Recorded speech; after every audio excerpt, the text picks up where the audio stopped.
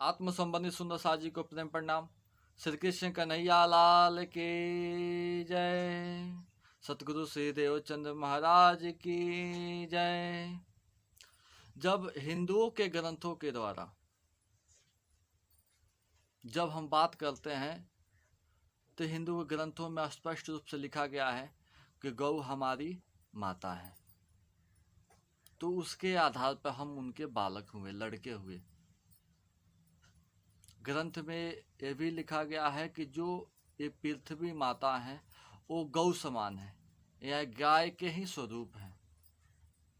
इसलिए गाय स्वरूप माना गया क्योंकि इनके अंदर सहनशीलता अधिक है। एक गाय है, हर एक चीज में गाय का मतलब उसमें ये दर्शाया गया कि ये इनके ऊपर पापी हो, पुण्यात्मा हो, अधर्मी हो, धर्मी हो, सबको समेट कर रखी है। तो इन्हें गाय के दर्जा दिया गया है कि गौ समान है। जब हम अपनी दृष्टि, अपनी सोच, अपनी विचार धर्म से देखते हैं, धर्म की दृष्टि से देखते हैं, तो गाय हमारी माता लगती है, माता हमको दिखती है, शास्त्रों के द्वारा माता लिखती है। जब हम स्वार्थ में वशीभूत होकर जब बिजनेस की दृष्टि से देखते हैं तो वही गाय हमारी पशु लगती है। तब उन्हें हम माता नहीं कहते, उन्हें पशु कहते हैं। अगर कोई गाय दूध ना देती हो, उससे कोई लाभ ना हो, लात मारती हो, इन इत्यादि बहुत से अवगुण उसके अंदर आ जाए, तो हम ये नहीं कहते कि गौ हमारी माता है। ये बात तो शास्त्रों में लिखी गई है। वो उस समय हम ये कहते हैं कि गौ एक पशु है और पैसे के चक्कर में, पैसे कमाने के चक्कर में हम लोग उस माता को बेच देते हैं। तब कहते हैं कि गौ हमारी माता है। तब वहाँ माता है कि शब्द ही नहीं रह जाता, वहाँ बिजनेस की दृष्टि में हमारी वही गौ हमारे पशु नजर आती है।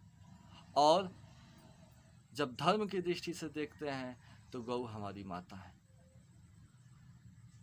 जैसे कि चूहे को जब धर्म की दृष्टि से देखते हैं तो चूहा हमारे नज़र में देवता नजर आता है, और जब स्वार्थ की दृष्टि में देखते हैं तो हमारे दुश्मन है। कितना फसल नुकसान कर दिया, कितना ये चीज नुकसान कर दिया, इसने ये कर दिया, वो कर दिया।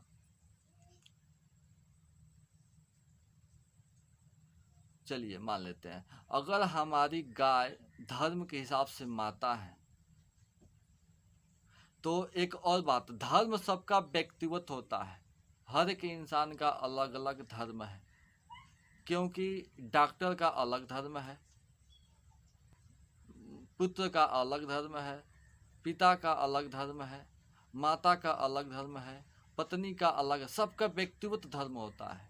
तो जब हम गाय को माता समझते हैं तो ये आपसे हम पूछना चाहते हैं, बहुत आदमी हमसे पूछ दिए कि जब गाय आपकी माता है तो आप उनके पुत्र हुए, और जब आप उनके पुत्र हुए तो एक पुत्र यानी कि सारी मनुष्य जात उसका पुत्र हुआ, तो एक पुत्र अपने माँ के गर्भाशय में हाथ कैसे डाल सकता है? ये धर्म है कि अधर्म है? प्यारे सुंदर साथ जी, जब अगर डॉक्टर मान लीजिएगा, अगर डॉक्टर है, अब मैं ही डॉक्टर हूँ, मेरी माता का तबीयत खराब हो जाए और कुछ ऐसा तबीयत खराब हो जाए, तो मैं वहाँ पुत्र ही नहीं हूँ, मैं वहाँ डॉक्टर हूँ। और डॉक्टर का यही धर्म होता है, वो मेरी माँ हो चाहे गांव का चाहे कोई भी हो, उसका इलाज करना मेरा परम कर्तव्य है। डॉक्टर का परम कर्तव्य है, चाहे अपना हो या कोई भी हो, बस वहाँ एक ही संबंध है, एक ही रिश्ता है, डॉक्टर और मरीज का। तो अगर डॉक्टर और मरीज का संबंध है तो वहाँ माता और पुत्र का संबंध नहीं रहता, क्योंकि वहाँ एक ही रिश्ता हो जाता है डॉक्टर और मरीज का, तो वहाँ अधर्म नहीं है। तो आप कहेंगे कि उसके लिए परमात्मा ने बहुत से विधान, बहुत विस्तृत, बहुत से चीज़ बनाए, जैसे उनके लिए भी बनाए हैं, तो हम लोग ऐसा जो काम करते हैं ऐसा क्यों है? तो हर अब जब हम जहाँ अपनी नज़र उठा के देखें तो हर जगह देखें तो प्रकृति के साथ छेड़छाड़ी हो रहा है। हम लोग में, मनुष्य जात में भी हो रहा है, और किसी को बच्चा नहीं हो रहा है तो भी हम लोग प्रकृति के साथ छेड़खानी कर रहे हैं। वो तो पशु है, ये है। अगर यही नहीं है, देखिए आप मोबाइल चल रहा है, इससे कितनी जीवों की हत्या हो रही है। जहाँ देखा जाए, जितने यंत्र देखा जाए, जितनी हमारे सामने सुविधा के लिए यंत्र बना है, सब यहाँ प्राकृतिक से छेड़खानी हो रही है। तो हमें व्यक्तिगत धर्म है, हर एक इंसान का व्यक्तिगत धर्म होता है, और ये धर्म है, ये अधर्म नहीं हो सकता। जय श्री कृष्ण।